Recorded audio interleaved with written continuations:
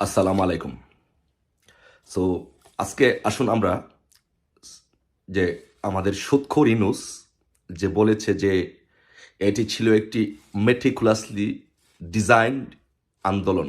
So ওনার এই meticulously design genocide বা সুকৌশলে পরিকল্পিত গণহত্যা মূল স্লোগান কি ছিল এবং এই পরিকল্পিত জেনোসাইডটি উনি কিভাবে সংগঠিত করে একটি নির্বাচিত সরকারকে উৎখাত করেছে এবং গণহত্যাটি বাংলাদেশে করেছে। আসলে এটি আমরা প্রমাণ সহ তথ্য উপাত্ত সহ আমরা এটি বিশ্লেষণ করি।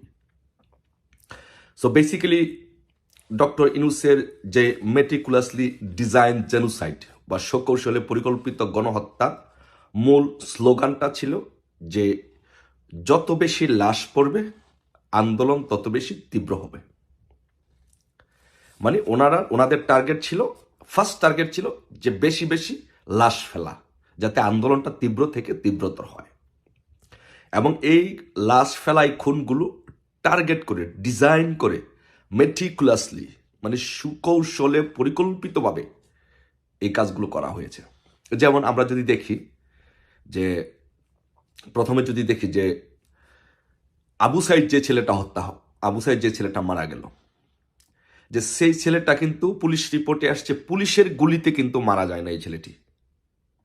এই ছেলেটি যখন মিছিলের সামনে আসে পুলিশের সাথে, যখন এই ছেলেটি সম্পর্কে অনেক কথা আছে বা সেটি বলবো না, আমরা কোনো মৃত্যুই আমরা গ্রহণ করি না বা কোনো মৃত্যুই কাম্য হতে পারে না।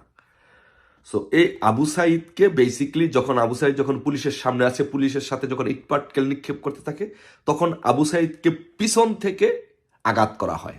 আপনি দেখবেন যে আবু সাইদের পিছন থেকে যখন আঘাত করা হয় তখন তার এই দিক দিয়ে রক্ত পড়তেছিল এবং পুলিশ কিন্তু এখানে ছোড়াগুলি ছুড়েছিল। ছোড়াগুলিতে আসলে সাধারণত মানুষ মারা যায় না। সো আবু সাইদকে পরিকল্পিতভাবে পিছন থেকে আঘাত করে হত্যা করা হয়েছে, যাতে এই আন্দোলনটা তীব্র থেকে তীব্রতর হয় এবং পুলিশ রিপোর্টেও সেটি এসেছে। এটা ছিল, এই হচ্ছে ডক্টর ইউনূসের মেটিকুলাসলি ডিজাইন জেনোসাইড। এটা আমাদের সারা বাংলাদেশকে, ছাত্রছাত্রীদেরকে, জনগণকে, সবাইকে অবহিত করতে হবে যে কিভাবে ডক্টর ইউনূস এই গণহত্যা বাংলাদেশে চালিয়েছে, বিএনপি জামাতের সহযোগিতা নিয়ে তাদেরকে ব্যবহার করে, সাধারণ ছাত্রছাত্রীদেরকে ব্যবহার করে। তারপরে সেকেন্ডলি আসেন যে মুগ্ধ নামে যে ছেলেটি মারা গেল, সে এখানে পুলিশের বক্তব্য হচ্ছে, ভাষ্য হচ্ছে, বা আমরা মিডিয়ার কল্যাণে যেটি দেখেছি, ওইখানে ওই সময় কোনো পুলিশের কোনো অবস্থানই ছিল না। তাহলে মুগ্ধ ছেলেটা ওইভাবে কীভাবে পুলিশের গুলিতে মারা গেল? ওইখানে পুলিশের গুলিতে মুগ্ধ ছেলেটা মারা যায় নাই।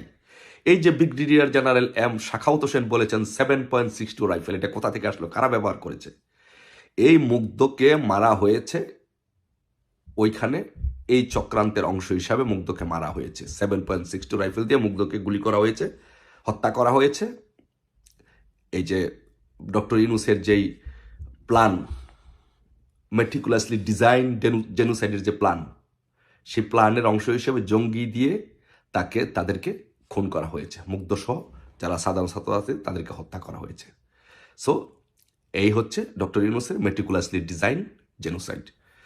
তারপরে এই ডিজাইন জেনোসাইডের অংশ হিসাবে আরও যে কাজটি করেছে, যে পুলিশ প্রশাসনের মধ্যে ভয়ভীতি দেখানোর জন্য এবং সারা বাংলাদেশে আতঙ্ক ছড়ানোর জন্য সিরাজগঞ্জে দেখেছে না যে আপনারা পুলিশ ফাঁড়িতে হামলা করে 13 জন পুলিশ সদস্য সহ অফিসারদেরকে হত্যা করা হয়েছে। ওইখানে একজন গর্ভবতী নারীও ছিলেন। সো এই কাজটি এখানে ব্যবহার করা হয়েছে শিবির এবং জঙ্গিদেরকে। সো ওনার এই ডিজাইনের পরিকল্পিত হত্যাকাণ্ডের মধ্যে ভাগ করা ছিল যে কোথায় কে কিভাবে দায়িত্বগুলো পালন করবে।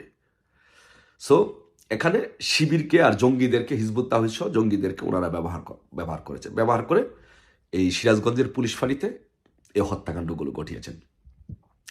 তারপরে ওনারা যেটি করেছেন, ওনাদের আরেকটা ডিজাইন টার্গেট ছিল যে জেলখানাগুলোতে আক্রমণ করা হবে, হামলা করা হবে, হামলা করে এখানে যে চিহ্নিত বড় বড় সন্ত্রাসী এবং জঙ্গি তাদেরকে ছিনিয়ে নেওয়া হবে, কারণ তারা সাহসী এবং প্রশিক্ষিত এবং তাদের চেইন অফ কমান্ড আছে। তাহলে আরও বাংলাদেশে আরও গণহত্যা চালানো যাবে।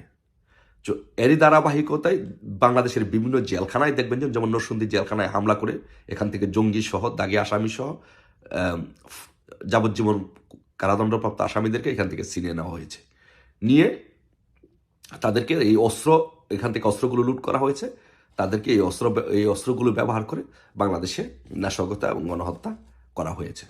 এটা ছিল তার একটা ডিজাইন, মেটিকুলাসলি ডিজাইন গণহত্যার একটা অংশ। তারপরে আপনারা যদি দেখেন যে সারা বাংলাদেশে একসাথে 560টি পুলিশ ফাঁড়ি লুট করা হয়েছে। সো এই পুলিশ ফাঁড়িগুলোর মধ্যে যত অস্ত্র ছিল অ্যাটাক করে, হামলা করে, লুট করে অস্ত্রগুলো নিয়ে যাওয়া হয়েছে। সো বেসিক্যালি তাদের উদ্দেশ্য ছিল তাদের কাছে যেন যে অস্ত্র আছে তাদের অস্ত্র সরবরাহ ভান্ডার আরও বৃদ্ধি করার জন্য এই মেটিকুলাসলি ডিজাইন জেনোসাইডের অংশ হিসাবে তারা বাংলাদেশের পুলিশ ফাঁড়িগুলোতে একসাথে অ্যাটাক করে এবং ওইখান থেকে সবগুলো অস্ত্র ছিনিয়ে নেয়। তখন এই অস্ত্রগুলো এই যে ডক্টর ইউনূসের যেই পরিকল্পনা বাস্তবায়নকারী অংশ জঙ্গি, জামাত, শিবির এবং বিএনপির সন্ত্রাসীও যারা ছিল তাদের কাছে অস্ত্রগুলো ডিস্ট্রিবিউশন করে দেওয়া হয়, দিয়ে সারা বাংলাদেশে একসাথে অ্যাটাক করা হয়। তারপরে সবচেয়ে আশ্চর্যজনক বিষয় হচ্ছে দেখেন যে ডক্টর ইউনূসের এই যে মেটিকুলাসলি ডিজাইন জেনোসাইড, এটার পরিকল্পনা কিন্তু অনেক আগে থেকে ছিল, অনেক আগে থেকে, এবং সুন্দরভাবে সে এটা নিজেই বলেছে কিভাবে এটা ছিল। তারই ধারাবাহিকতায় আপনারা দেখবেন যে যখন ছাত্রলীগের বিভিন্ন মিছিল হতো বা বিভিন্ন জায়গায় যখন ঝামেলা হতো, তখন কতিপয় ছাত্র হেলমেট পরে ওইখানে গিয়ে আক্রমণ করত। ভালো একটি ছাত্রলীগের একটি সমাবেশ, মিছিল, এগুলাকে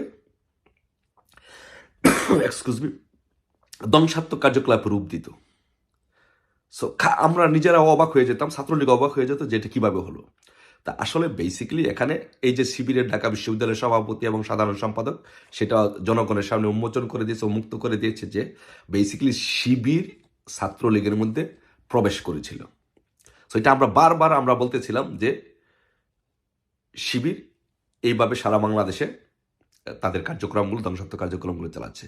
সো এটাই প্রমাণ করে দিয়েছে যে ঢাকা বিশ্ববিদ্যালয়ের ছাত্র শিবিরের সভাপতি এবং সাধারণ সম্পাদক যে তারা কিভাবে ছাত্রলীগের মধ্যে ঢুকে এবং সাধারণ ছাত্রছাত্রীদের মধ্যে ঢুকে ছাত্রলীগের প্রোগ্রামগুলোতে গিয়ে হেলমেট পরে তারা এই সন্ত্রাসী কার্যকলাপগুলো চালাত। সরি আবরার ফাহাদ, তুমি দেখে যেতে পারোনি যে শিবির ছাত্রলীগের মধ্যে ঢুকে আন্দোলন চাঙ্গা করার জন্য তোমাদেরকে এভাবে হত্যা করলো। এ দেশ ও জাতি তা জানতে পারেনি। সো এইভাবে তাদের প্ল্যান ছিল যে বাংলাদেশে যত খুন করা যাবে, যত হত্যা করা যাবে, তত এই আন্দোলনের সফলতা পাওয়া যাবে। সো এটা ছিল মূলত ডক্টর ইউনূসের মেটিকুলাসলি ডিজাইন জেনোসাইডের অংশ। সো প্রিয় দেশবাসী, প্রিয় সাধারণ ছাত্রছাত্রীবৃন্দ এবং যারা সারা বাংলাদেশের মানুষ, পৃথিবীর যে যে প্রান্তে আছেন, আপনারা দেখেছেন, আপনারা প্রমাণসহ এবং ইউনূসের ভাষ্য থেকে এবং ঢাকা বিশ্ববিদ্যালয়ের শিবিরের সভাপতি, সাধারণ সম্পাদকের কার্যকলাপ থেকে আপনারা দেখেছেন যে কিভাবে সুপরিকল্পিতভাবে বাংলাদেশে একটি গণহত্যা চালিয়ে একটি নির্বাচিত সরকারকে সন্ত্রাসের মাধ্যমে উৎখাত করে এই বাংলাদেশকে আজকে একটি জঙ্গি রাষ্ট্রের দিকে নিয়ে যাওয়া হচ্ছে। তাই সবার কাছে আহ্বান করব, সবার কাছে অনুরোধ করব, আসুন আমরা এ দেশকে রক্ষা করি। এবং পাশাপাশি আরেকটি কথা বলবো, বাংলাদেশে দুর্নীতির কিন্তু কোনো স্থান হবে না। এটা সে যাই হোক, দুর্নীতি আমরা বরদাস্ত করব না। তো আসুন সকলে মিলে আবার দেশরত্ন শেখ হাসিনার নেতৃত্বে আমরা বাংলাদেশকে একটি উন্নত সমৃদ্ধিশালী দেশে পরিণত করি এবং ডক্টর ইউনূসের মতো এইসব গণহত্যাকারীদেরকে বাংলাদেশের মাটিতে বিচার করে তাদেরকে বাংলাদেশ থেকে বিতাড়িত করি। আসুন সকলে ঐক্যবদ্ধভাবে আরেকটি আন্দোলনের মাধ্যমে এই সৎখুর গণহত্যাকারী ডক্টর ইউনূসকে বাংলাদেশ থেকে বিতাড়িত করি। সবাই ভালো থাকবেন। জয় বাংলা, জয় বঙ্গবন্ধু। আসসালামু আলাইকুম।